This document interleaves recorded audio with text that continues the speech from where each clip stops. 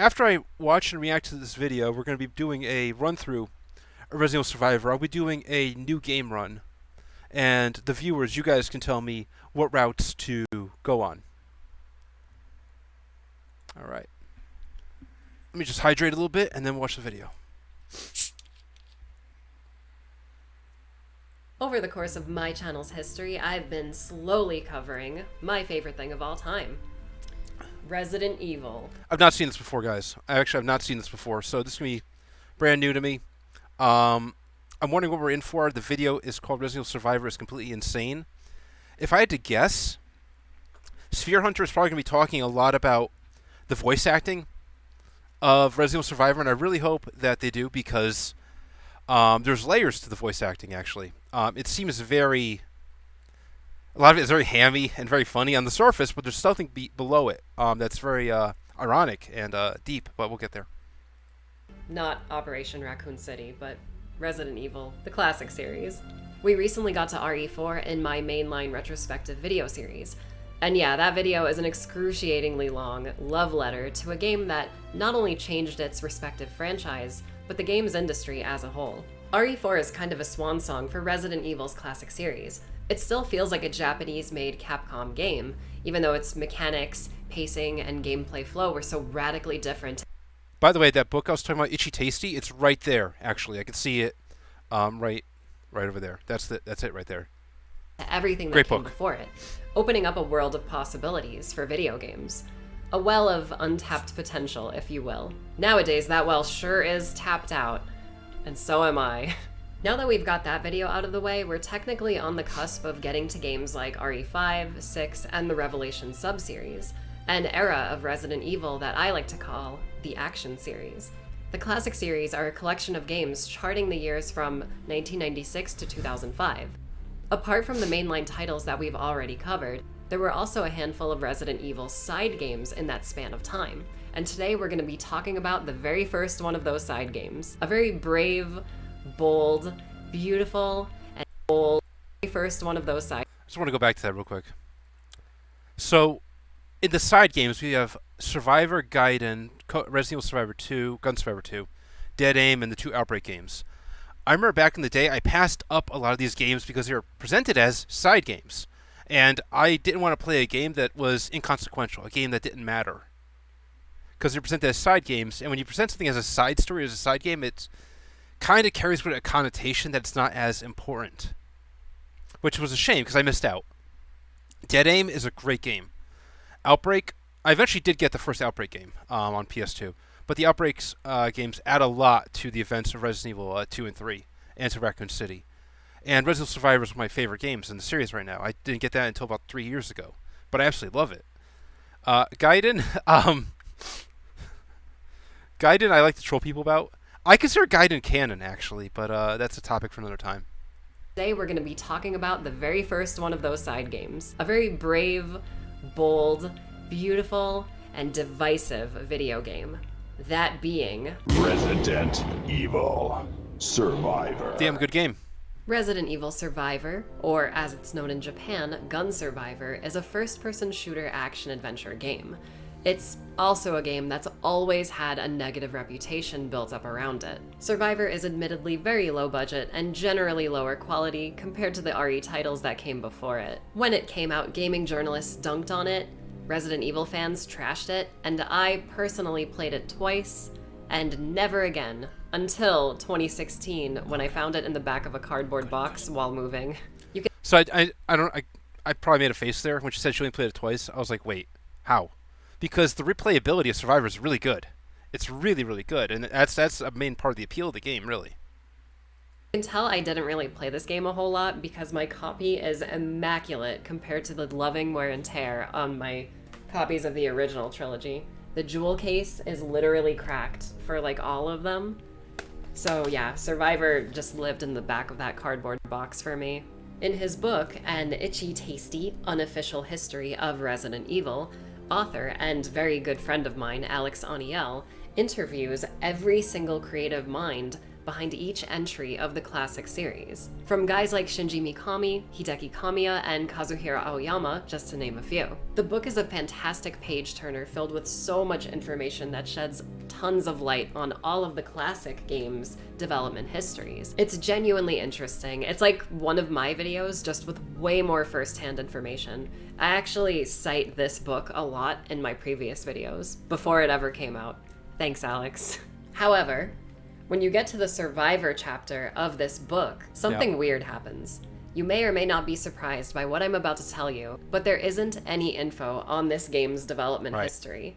If you look in the game's credits, most of the staff that made this game use fake names like this is some kind of 1980s NES title.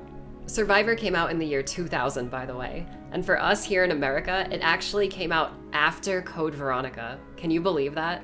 The only real info that Alex was able to dig up was that this game's development was outsourced to a company called Tosei Co., a video game factory with a long resume. Apparently these guys aren't too keen about talking about any of their trade secrets, so unfortunately we may never get any juicy secrets on Survivor's creation. It's kind of funny because if you do even a little bit of research on Resident Evil Survivor, you'll find groundbreaking facts like Capcom wanted to reuse art assets. Capcom wanted to use a light gun for the game's gameplay. Wow. Really?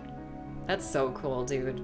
Even if this game's entire birth, life, and death was clearly printed out and mailed to the homes of every US citizen, that wouldn't remove the Joan Jett-sized bad reputation it was branded with since its release. Guys, even the angry video game nerd made a video about this game. The guy that invented my career.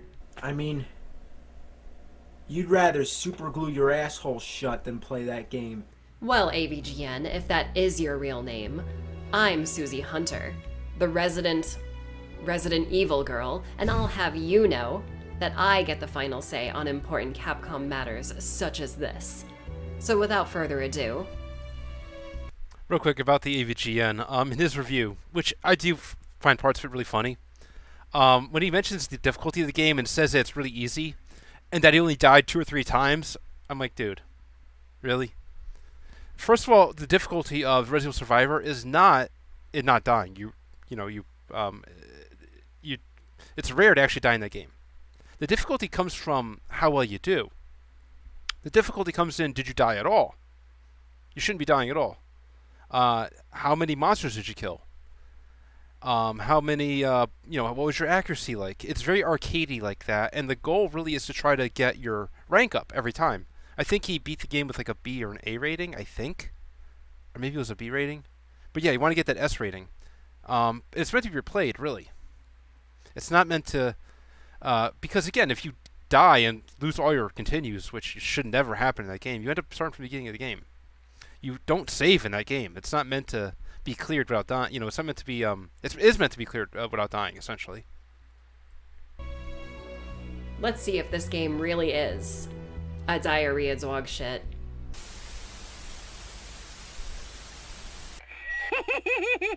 What the hell? Salazar?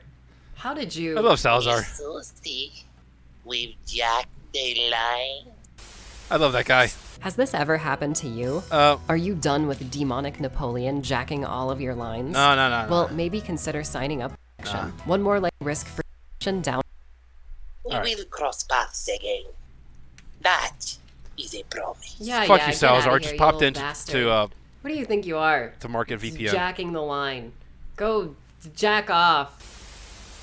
A common misconception with Survivor's gameplay is that a lot of people think that this title is an on-rails light gun shooter. Thank you. While you It's can not. use a light gun to play this game, it is completely playable on a normal PS1 controller. Survivor is in fact a first-person shooter, not a single rail in sight. You have...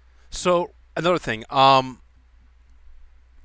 I passed on Survivor for another reason too back in the day when I heard that it was meant for light gun, but you couldn't use the light gun to use the controller. I passed on it for 2 reasons. I passed on it, well, for 3 reasons. One, again, I was thinking it was kind of a throwaway game. It isn't. It's a great game, and it actually means a lot to the lore. But I also passed on it because I thought, man, if we're not able to do the light gun portion of the game, that's kind of like we're missing out. We're not getting the full package. I feel like I'm getting a lesser version of the complete package. I feel like I'm missing out on a bit of content. So that's part of the reason why I passed on it. Another reason I passed on it too was back in the day, if a game had light gun support and controller support, um, it was iffy if the cursor would be able to move fast enough to make it fair. So if you're playing with a light gun, you could point, click, you can point and shoot as quickly as you want, right? But if you have a cursor on screen, you're kind of a victim or a subject of how quickly that cursor can move. You're dependent on that cursor being able to move as fast as your reflexes. So I was wondering what kind of game it would be like, but yeah, no, it's totally playable on controller, and I think better on controller. And what Hunter is saying here is they're absolutely right. It's not a railgun shooter. It's movement. Movement is so important in this game. The AVGN, even though he kind of lambasted Survivor, he hit on it when he talked about encountering the final boss in the hallway and the boss being easy if you kept moving backwards. Yeah, movement is very important in the game. If you want an easy time dealing with the Mr. X's, you can move around their attacks. You can bait their attacks. Movement is so important in Resident Evil Survivor. Full control over your character's movements, unlike games like House of the Dead or Time Crisis. This game still uses tank controls, so left and right rotate you, and up and down move you forward and back. I'm pretty sure older first-person shooters used a similar control style with semi-auto aim, a scheme known today as legacy control. Some modern shooters still have this option, which is pretty cool. The issue that arises in terms of Survivor's playability is that you can't move while shooting. The game still plays like RE, requiring you to stop, aim with R1, and then fire with X, all while manually aiming with the D-pad. As you can imagine, D-pad aim isn't very fun, and the devs knew this because as you fire away, you sort of lightly lock onto enemies. Hitting L1 re-engages your aim, like classic REs, but in this game's case, it also points you towards items and doors. Yep. This helps when playing with the patented Namco gun con. It's weird how you can't move and shoot, especially when your starting pistol has infinite ammo. Other discoverable guns have limited ammo that you have to collect. These act more like special weapons for special monsters, aka bosses. I kinda wish Tosei went the route of GoldenEye instead of trying to mix in classic RE mechanics. It doesn't work super well on a controller. It's playable, but not natural. I couldn't even begin to imagine someone who has issues with tank controls even attempting to play this game. Another small weirdo detail about Survivor is that you pick up items and open doors just by walking into them. You no longer have to press a button to do those things, which just screams arcade game. What's also needlessly arcadey about Survivor is its save and live system. When you die, you have a limited amount of time to hit continue. You also have limited lives, which is dumb for a game that never released in arcades. Need I remind you, Survivor is a home console exclusive. There's also no saving your progress through the story. You absolutely have to beat the game in one shot. You can only save if you've run out of lives or finish the game. So it kind of works like Dead Rising, where if you gather up weapons, ammo, and heals in one playthrough, die, and then save the game, you can retry from the beginning with all of that equipment. This sounds insane, right? Well, Survivor was actually designed to be completed in about 2 to 3 hours, and even faster if you know what you're doing. This is an 2 to 3 hours? Who takes 3 hours to complete Survivor? How? I mean, maybe if you really, really want to take your time and sightsee, I guess. Maybe. 3 hours, that's a lot. For someone playing for the first time, yeah, it'll be about 2 hours-ish. Should be under that, really. 3 hours, holy shit.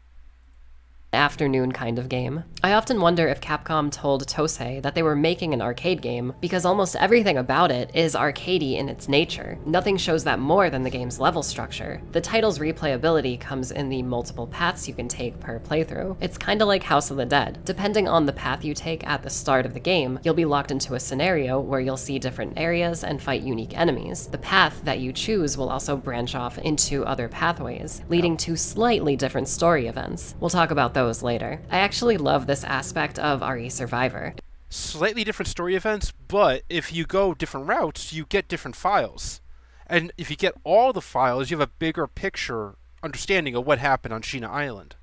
So if you really want the full lore of this game, you gotta go those different routes, you gotta get all the files. This game, even though it's very arcadey, there's a lot here for people that love Resident Evil lore. It works really well in creating a sense of freshness with each playthrough, and it makes the game feel a lot larger than it actually is. Most of the enemies you'll be tangling with are lifted straight from RE1 and 2. It's pretty cool seeing these familiar zombies, lickers, spiders, and hunters from a first-person perspective. Seeing all their classic animations play out is fun. That fun wears off pretty quickly, however, when you realize that maybe these creatures were never meant to be seen from this perspective. Zombies animate super weird, especially when getting shot. Lickers will sometimes hit you with their claws from an extended range or just miss completely. And oh my god, the hunters are just horrible. Yep. They do that thing from RE1 where they glue themselves to your back if you're trying to run away, and it looks so bad in first person. This version of the hunter is one of the most annoying enemies in the entire series. Oh, they'll fuck you have you to up. mag dump these guys before they even get a chance to attack. Reserve your shotgun for these guys. Smart, Trust yep. me. By the way, this game has a lot of guns. There are like 4 pistols that all act differently, a shotgun, a grenade launcher with multiple ammo types, and a magnum. What sucks is there isn't a reload button in-game. You have to combine the ammo with the gun on the horrible inventory screen. Seriously, there's no manual sorting like the previous entries. Okay, so that's fair. The inventory screen is a mess. I absolutely agree with that. The part about the zombie animations being janky, I agree with that too, but I think it adds to the creepiness, actually. The way they shamble, the very jagged and awkward nature that they shamble at you, really, it has like a really a creepiness to it. Earlier, Spear Hunters mentioned that the game was made on a budget, a very tight budget, and you see that, and I think it adds to the creepiness of it. If there ever was a Resident Evil creepypasta game, this would be it. So whatever items you find get randomly thrown into this thing, and it quickly becomes a chore scrolling through looking for a particular item. At least the reload animations are cute. I really like seeing and fighting the enemies, but it can be so hard at times based purely on how janky this game feels to play. And if you've played a lot of PS1 games, like myself, you'll know that finding a janky PS1 game, like one that feels unpolished, is usually pretty hard to come by, because back in the day we didn't have content updates or patches to fix this kind of stuff. We just had to live with it forever. And I'm still living with it. I'm playing this game right now. I think most of my complaints with this game's control feel stem from having to play without the controller it was designed for, which brings us to a rather uncomfortable topic that we unfortunately have to discuss. At its release, Survivor launched with gun con support in Japan. US players never got to use this controller back in the day, however. I've literally never held a gun con. I don't know what the controls are or even how to use that thing for Survivor. I can only go off what other people upload on YouTube. So why didn't America get this option? Well, it's widely believed that as a result of the tragedy that was the Columbine high school shooting, Capcom pulled GunCon support to avoid any controversies with this game's initial release in the West. This horrible event happened a year prior to Survivor's release, but if you were around back then, you'd know that Columbine sent shockwaves across the country. The effects of that nightmare are still being felt to this day. The undying political arguments of violence in video games causing violence in real life took off in a big way around this time. As we've all seen throughout the years, with loads of scientific evidence that disprove any negative effects violent video games may have on people's minds, the conversation at the time and for many years afterwards was incredibly strong. Tons of people still believe that video games make kids violent. I actually asked my friend Alex, the guy I mentioned before, if this was the definitive reasoning for why Capcom's higher-ups pulled the GunCon. In all of his research, he was told by guys like Kamiya and Aoyama that they believe this was the case. And if there's anyone to trust on this particular topic, it'd be the guys that actually made some of these games for Capcom back in the day. Sadly, as I'm writing this part of the video, we just had another school shooting here in America, a shooting that has a death count higher than that of Columbine's. I gotta say, it doesn't really seem like removing a gun-shaped toy controller from a video game stopped any mass shootings since Columbine. Destroying or outlawing video games isn't the cure to mental illness, teen rage, isolation, and an overall lack of community that often fuels mass shootings. So, obviously, we need to figure this out in the real world and leave art out of the equation, especially when it comes to the well-being of kids. We need to look elsewhere to solve this problem, guys, starting with real-world gun laws and seeing what the hell parents aren't doing for their kids. I'm sorry, I really didn't expect to get Yikes. this real when talking about probably Resident should've seen Evil that coming. Survivor of all games. But now that we've gotten that really depressing part of this game's history out of the way, let's lighten the mood a bit. Survivor's story is absolutely insane. The adventure begins with our main character, an unknown man, waking up from a helicopter crash with amnesia. Before regaining consciousness, we see another. All right, here we go. I got a lot to say about the lore of Resident Evil Survivor, so make yourselves comfortable. I got a lot to say. I'm going to try to keep it short, because I do want to get the gameplay at some point tonight, but I got a lot to say. Guy dangling from the aforementioned down chopper. You're not going to get away.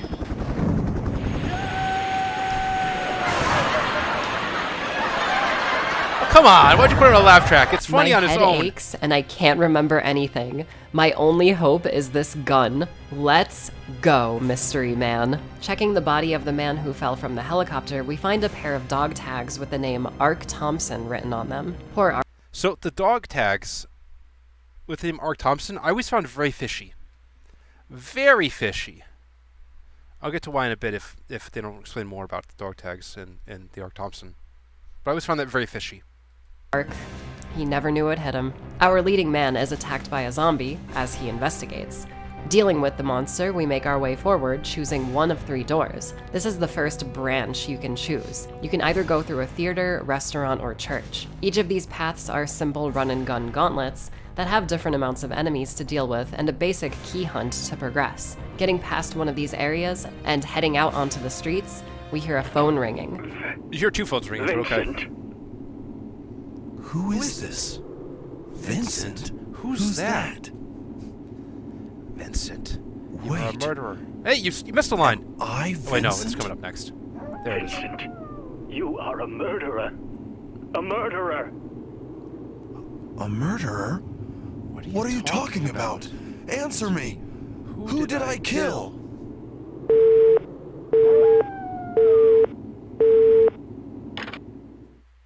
It's probably a great time to mention this. Survivor's voice acting totally gives RE1's a run for its money, and it only gets worse from here, if you can believe that. Do it. So our main Do it. character I is a didn't do it. killer named Maybe later. Vincent. How ominous. We're playing as the villain of an RE game? Now that's pretty freaking cool. The next set of areas are the second branch of paths, and it's here where the story is set in motion depending on which area you pick. If you choose the arcade route, you fight probably the most bizarre enemy type in the series, the Cleaners, which are guys that look like stubby humans but are actually controlled BOWs in human combat gear. They even fire guns at you. They aren't very good at it, but at least they're trying. My favorite path to go down is the hospital path Same. because it sets Same. in motion the most ridiculous gameplay challenge. While exploring the hospital, you gun down a lot of zombies from floor to floor. Collect keys, open doors, I like the read Vincent files. ending. It's all very straightforward. But then a frickin' T-103 Tyrant shows up. Yeah, it was pretty scary seeing Mr. X this close up back in the day, but surprisingly enough, he goes down fairly easy. It's pretty anticlimactic. Eventually, we find a manhole opener and head down into the sewers. Underground, we find a secret hideaway. In this shack, we also discover a picture of Vincent. It's us, giving further evidence to our character being the villain of this game. Okay. I see the math equation, I'm doing the math, but it ain't mathin'. If this guy has amnesia, and I personally haven't seen him look in a mirror, how does he even know what he looks like? How does he just think this man in the photo is him? Anyway, as this Oh, there's more plot holes than that. There's much more. is happening, a young kid walks in on Vincent, having a panic attack, and runs away. Chasing after him, we find ourselves in a prison. In one of the prison cell blocks, we find a diary of a young prisoner. The file Which is is a really good almost the file. length of a novel, as it describes Umbrella kidnapping young men from all across the world. Each cell has the bodies of young prisoners held within. They're all dead. In the file, we read about Umbrella employees taking these kids out to have fun at arcades and bars. Sometimes, certain kids will go missing or completely disappear without a trace. The boy this journal belongs to talks about overhearing a conversation one night while at the arcade. Factory workers muttering things about the prisoners having their skulls cut into to extract a certain piece of their brain for some kind of experiment. Sheesh. Hearing that, this young man decides to gather up as many prisoners as he can for a great escape, using ropes to rappel out of the prison via a search tower. This kid also mentions that if Vincent catches wind of their plan, he'd most likely execute every prisoner. Guess that explains why they're all dead. So far, the game is doing an okay job at building up the dark mystery surrounding our main character. So, Sphere Hunter said that, I guess that explains why all these prisoners are dead, because when you go in that cell block, you see a lot of bodies of prisoners. What isn't explained, and this is one of the mysteries of Resident Evil Survivor, is what happened to these specific prisoners? In the files, it says that Vincent found the boys that were trying to escape the prison, had them all shot. He shot them himself. But if you investigate the bodies in the jail cell, their necks are cut open, as if by a knife. My theory is that the bodies that he shot were disposed of, and to make it look like a mass suicide, he had more prisoners killed with a knife. But that would not be mentioned in the file. That's my guess, but yeah, it's very bizarre. After finding a rope and rappelling out of the prison, we're attacked by the... By the way, the rope is mentioned in one of the files I think it's that file, actually, where the boys are talking about how they're going to escape, and one team was where they were going to use the rope to escape through either the watchtower or the sewers. Tyrant once again. It goes down fairly easily, but before we can celebrate, we encounter it again, this time in the back. Yes, if you go to the nightclub, you're going to encounter more tyrants. If you don't go to the nightclub, if you go to the rooftops, it's soldiers, it's cleaners. Room of a nightclub. Wait a minute, so every tyrant we've fought so far has been a different tyrant. Interesting. But not as interesting as this nightclub. Heaven's Night? Are we in Silent Hill right now? Guess that would explain all the tyrants. This town really is manifesting my worst nightmares. Leaving the building, we find ourselves in front of the city's main umbrella tower. Umbrella. So this is where the city is controlled from.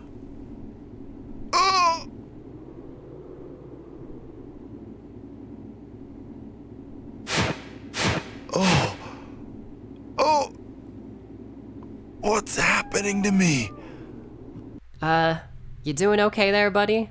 The Umbrella building is a mess. It looks like a bomb hit it. Zombies and other creatures have taken over, and as Vincent ascends the tower, he enters a very fancy office with a security system. On one of the monitors, we see a little girl in the building's actual security mainframe. But before Vincent can communicate with her, another tyrant bursts through the wall. Taking it out and grabbing a keycard, we get to explore the rest of the building. Reaching the security mainframe, we hear probably the most insane dialogue in the series. It's good. It's really good, though. What? Vincent? It's me, your mother. Great dialogue. My mother? Vincent, please, listen to your mother. I want you to leave Umbrella. I want you to stop performing those terrible crimes and just come back home. It's This good. game's voice acting is somehow so much worse than RE1, but is also at the same time phenomenal. Vincent finally meets up with the previously seen young girl, but So I'm fairly certain the purpose of that dialogue, well, there's a couple of purposes. The obvious purpose, because they say in a file that's right there, is that the people that are on the island that work for Umbrella are thinking that Vincent may be doing something that Umbrella may not like. Some of the people within the company are like, maybe he shouldn't be kidnapping children and extracting their brain matter, so they're wiretapping him to get evidence to report it to Umbrella to get him in trouble. Because they believe that Umbrella is not going to like this. And Vincent's worried about this. Vincent is worried that a spy is going to be sent from Umbrella, or that something, or there'll be some consequences. He's very paranoid that they're going to find out about what he's been doing. Really, we know Umbrella, the Inner Circle, is not a nice organization. They probably wouldn't give a shit about him kidnapping these kids. But what they would want to do is look for a scapegoat, kind of like what they end up doing to Morpheus in Dead Aim. They want a scapegoat for the Raccoon City incidents. So, yeah, Vincent very much wants to cover his tracks here. But the voice recording of his mom, the purpose of that, too, I think, is the mom saying how badly she wants her son to come back home. And the irony is that she probably doesn't know that her son has been up to kidnapping other people's sons this whole time, and using them for scientific research. It's ironic there. People have pointed out too that this is a reference to Psycho. I'm not sure if it is, or if it's meant to be, but if it is, this is one of quite a few parallels that this game has to Code Veronica. And Code Veronica was developed by Capcom. So I find that very interesting, that both of these would have these slight references to Psycho. What with the mother reference here and the Alfred cross-dressing as Alexia in Code Veronica. Before we can get any answers out of her about who she is, why she's here, or what's going on in this city, her older brother, Lot, the young boy from the sewers, comes between Vincent and his sister, Lily. Lot tells Lily to run, and together the kids make off as we follow after them. Another tyrant blocks our exit, but once again we take it down. At this point, the endless amount of X's was starting to get old for me. Using an elevator, we escape the building out of its underground car park. Emerging back on the street, we see the kids jumping down into an aqueduct. Taking out a few creatures, we finally catch up to our elusive pair at their home. The kids are hiding inside, but it's here where things start to become a bit clearer. Lily tells Vincent that Lot is looking for an escape route out of— I don't think Sphere Hunter is going to mention it, but in the house, inside the house, there's one zombie, just one, in the parents' bedroom. And I've said before that I firmly believe that one zombie to be the father of Lily and Lot Klein. Of the city from the nearby factory. He told me that he could find a way to escape from this place inside the factory. But there are tons and tons of scary monsters there. What? Please! We've already lost Mum and Dad. You've got to help my brother. I may have been a bad person, but that was before. That's not who I am now. I will save these two kids. I swear it. Oh my god, what a guy. He just won't quit. It's time to head to the factory. The streets are filled with more creatures than ever. I do enjoy seeing the slow buildup of this once peaceful city getting more overcome by the BOWs. It's like RE2 and 3, just enhanced because the game takes place in first person. I don't know, I think it's kind of cool. It is! The paths to the factory have a nice progression. Cable car to a dark forest, and an underground atmospheric tunnel that has some genuine horror vibes. Ooh, you went the tunnel route. Oh. Yeah, you got lickers and hunters there. Be careful. It's a tough route.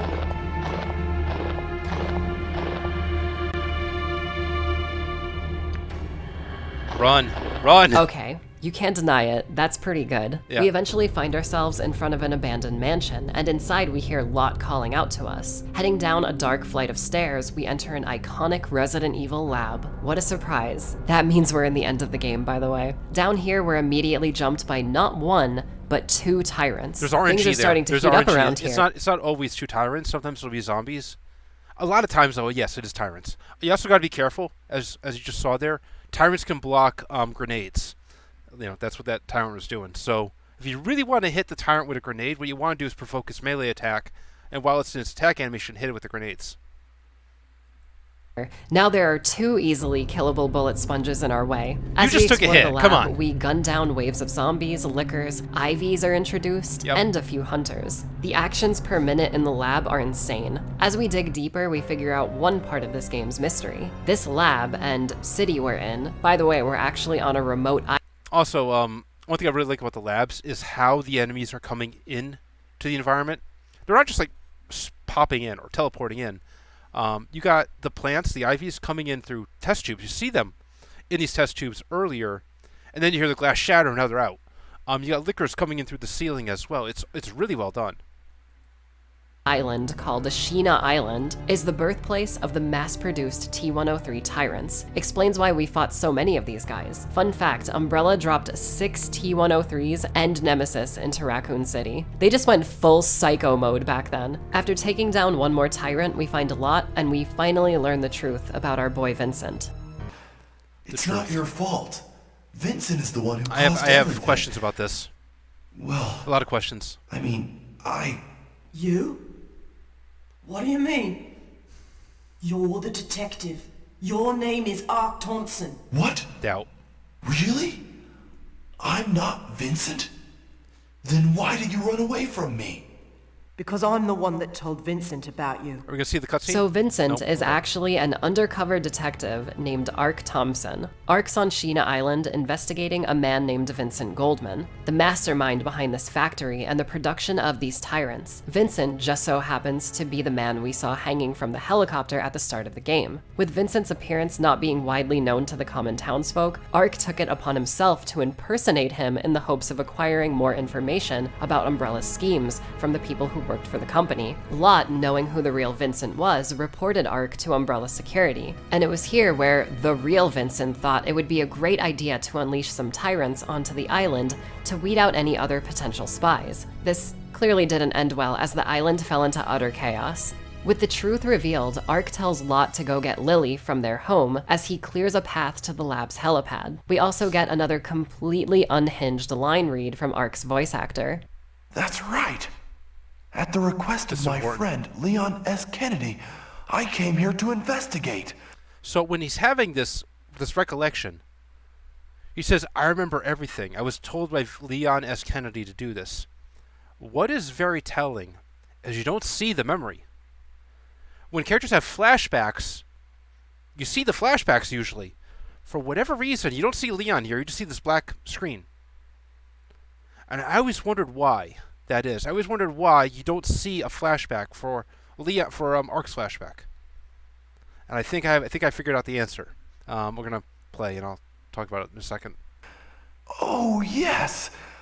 I remember everything.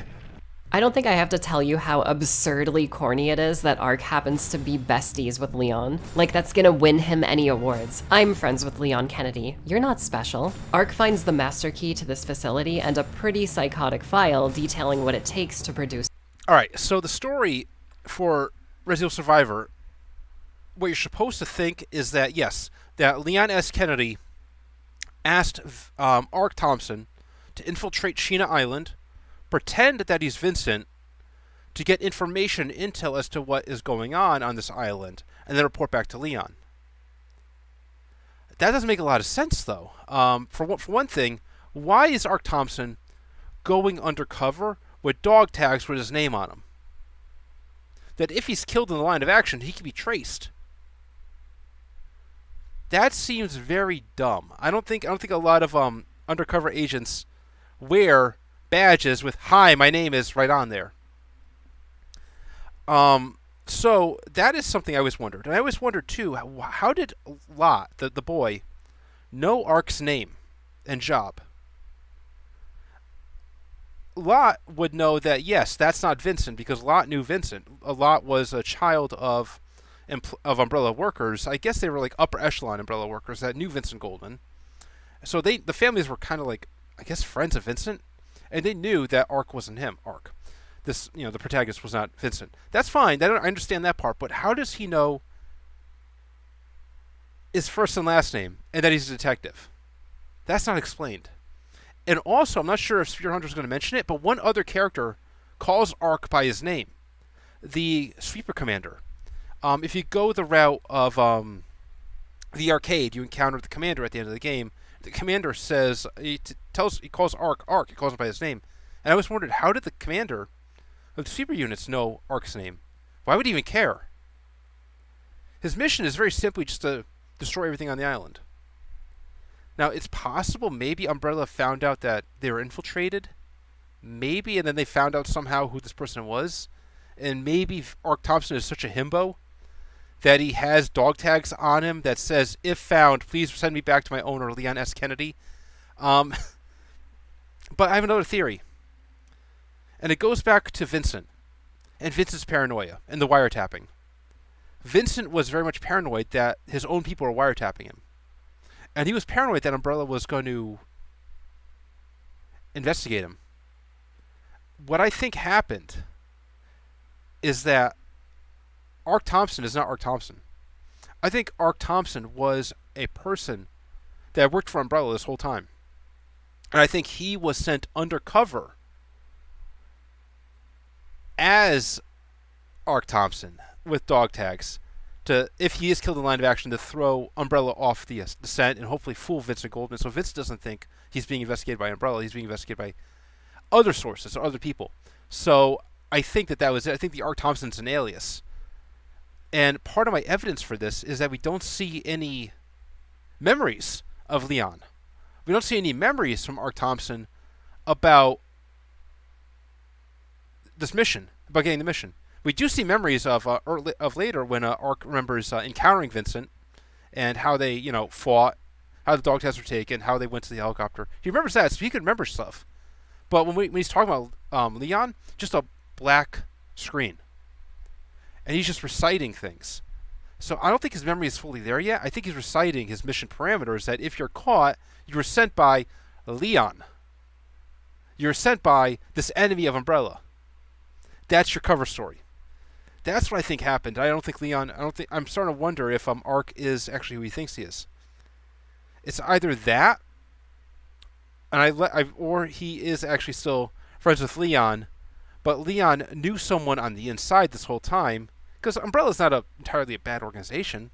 Maybe he knew Ark from way back and was like, hey, Umbrella was behind this shit that I just went through in Raccoon City in Resident Evil 2. Let me phone a friend to see what's going on their end. And then he called up Ark, and Ark's like, yeah, I work at this company. Yeah, they are doing some crazy shit. Yeah, I'll check it out for you, no problem. That might be it too. But yeah, I definitely think there's more going on here. Of Mr. X, cutting into a human brain to extract a chemical called noradrenaline, which is only produced at the height of fear. Couple this file with what we read in that young prisoner's journal, and you've got yourself a recipe for eternal nightmares. Umbrella, and more specifically Vincent, was kidnapping children and cutting their brains open while they were awake so they can be at their absolute terrified for this experiment. Good God, man, who wrote this game's story? It's good. It's really good. Survivor is like the weakest, goofiest, jankiest RE title, what? But it has the best backstory yes, and it does. lore. Thank this you. is so compelling. Why can't we get this dark in the story through its cutscenes? Thank you. Anyway, in the same room, we also discover a new special tyrant, Hypnos. I like how this one looks younger and more human compared to the RE1 and Nemesis variations. It works in continuing that dark story and theme mentioned earlier. As Ark makes a break for the exit, Vincent shows up again. He's alive. Vincent, if you go the hospital route. I guess not. No. The Hypnos tyrant is awake and blocking our path. After taking him down, we finally make it to a cable car where Lot and Lily are waiting. Together, our survivors arrive at the helipad, but before they can make their escape, Hypnos is back and looking a little beastly. Oh yeah. There's no other way to say it. This boss fight fucking sucks. Even if you have tons of special ammo for your strong weapons, Hypnos tanks everything and hits really hard. You'll most likely have to run back and forth across the helipad, getting a few shots in before having to turn around and running past him, exploiting his weak AI. It doesn't help that he has two forms in this fight, the second being even stronger than the first. Every time I play Survivor, I either run out of special ammo or have to do this little dance, or he combos me to death, forcing me to hear this over and over again. It takes forever to finally kill this guy, but once you do, that's it. The nightmare's over. Mission complete. It's time to go home. It can't be. Doing a Vincent Goldman pull-up.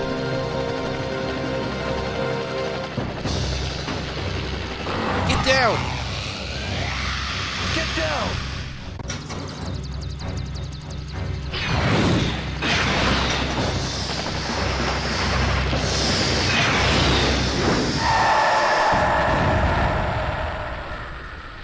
Holy shit. Ark Thompson is hardcore. Yeah. You want the rocket launcher ending? Ark gave you 2 heat-seeking missiles. I'm sure that'll never happen again in this series. Your time's up, you son of a bitch.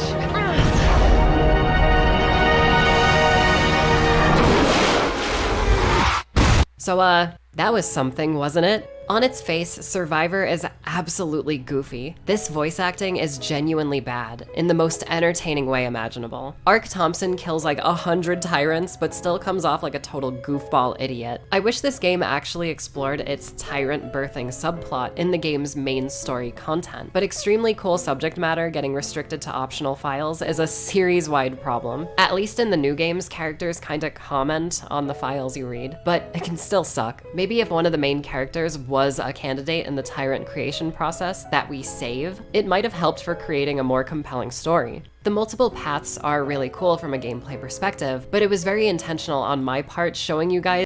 Yeah, I absolutely agree. If the children that you're saving are kids that were abducted for the Tyrant program, it might be a little more compelling. Again, what I find really interesting is this game came out around the same time as Code Veronica, and both games feature a brother and sister that grew up in Umbrella homes. The Ashfords for Code Veronica and the Kleins for Survivor. And one thing I find very interesting as well, too, is that the Ashfords are originally supposed to be German. And Klein is a German name, so I really wonder, were files shared at all between these two houses of development early on.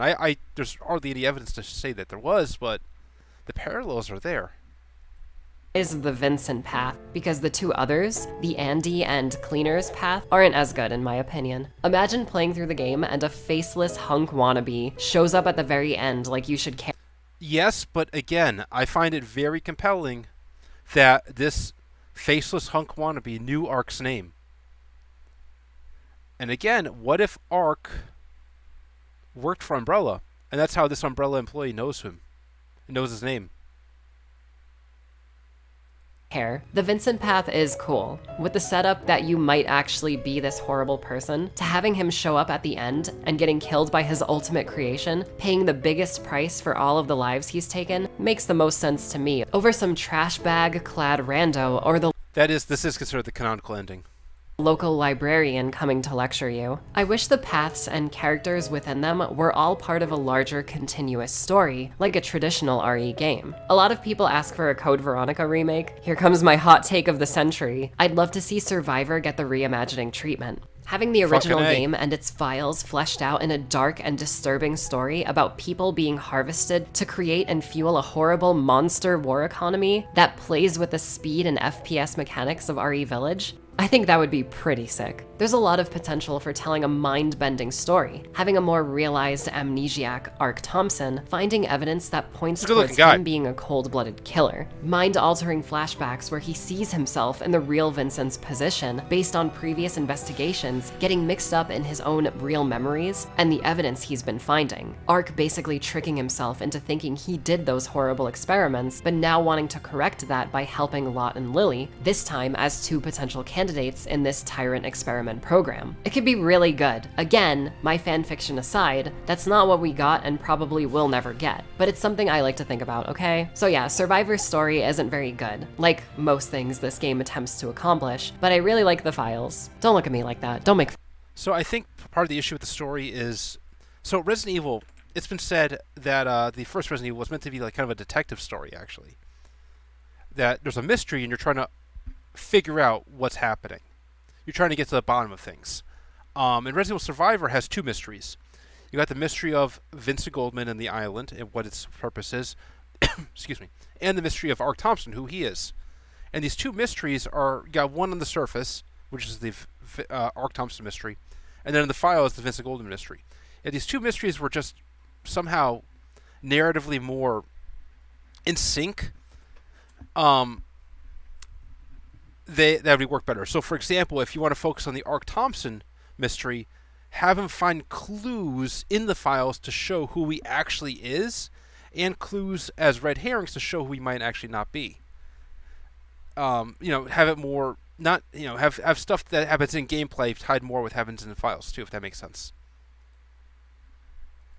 Fun of me. Like I mentioned all the way at the start, when Survivor released, it was met with lots of justified negativity. The game is lacking, and if you put yourself back in its release year, Code Veronica had either just come out or was about to release, depending on your region. Imagine playing Code Veronica and then playing this game. You'd understandably be like, what the hell, Capcom? What are you on about? Despite all of its negative press, Survivor went on to have its own little side series. The second entry was an actual arcade remake of Code Veronica, Survivor 2. This game is not good in any way, and I'll never make a video on it. Nemesis shows up, that's the big surprise. I'm sorry I spoiled it for you. It makes no sense, though. The more notable sequel was Dead Aim, a PS2 light gun game that deserves its own video at some point. I'll save my thoughts on it when we get there. There's also a Dino Crisis game in the Survivor series, which is kinda weird. Again, We'll get to it when we get to it. Okay. RE0 also confirms the canonicity of Survivor Yes! by name Thank you for mentioning Sheena it. Yes. Island in its intro. Yes, So yeah, Ark Thompson does. canonically kills about 20 tyrants. Badass. Yes, he is. Thank you. Absolutely. Hi there. Yeah, I'm dressed as Ada this time. Nice. I felt bad in my RE4 video when I said I was gonna dress like Ada, and then I lied and dressed like Ashley instead. But anyway, it's really weird because back in the day when I first played Survivor, I didn't like it, like, at all. I thought it was crap. I think the overwhelming negativity surrounding the game at the time definitely colored my perspective on it, because now, with so much time removed, I was really into Survivor this time. I really enjoyed my playthroughs. It's a charming, bite-sized, cringeworthy game that definitely doesn't overstay its welcome, but also isn't doing much to actually justify its existence. It's just kinda there, the black sheep of the classic series. I think if it released in arcades first and then got the PS1 home console port, people probably wouldn't be as hard on it as they were back in the day, because they'd recognize it as a fun, replayable arcade game and not a full-priced, single-player experience. Don't get me wrong, Survivor is undeniably ass! But I kinda like it. Shut up, bitch! Get off the stage. It's a damn good game. It was a really good game. I'm gonna play it right now, actually.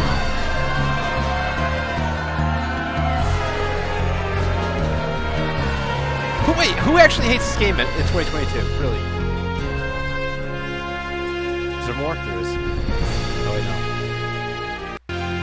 know. Because I did not realize that I was going to actually enjoy Resident Evil Survivor for what it was. But then again, I'm also in the most unique position where I have the patience and time to put up with its bullshit. So I understand if you don't, but I hope this video was able to shed some light on the game for you.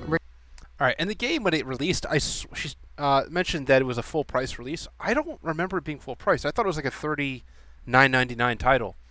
I can recall that because back in the day I worked at KB Toy Works, which was a toy store back in the day that sold video games. So I remember seeing it on shelves, and I remember it being about a $30, $40 game when it was new. And again, I passed it up back in the day for the reasons I mentioned earlier, but I really didn't need to. It actually is a great game, and we'll be diving right into it now, actually. All right, so let me fire it up. And again, it's viewer's choice. Unfortunately, I seem to have one viewer right now, so whoever you are, thank you. But viewer's choice, so I'll be asking the viewers for what route I'm taking as we're playing tonight's edition of Resident Evil Survivor.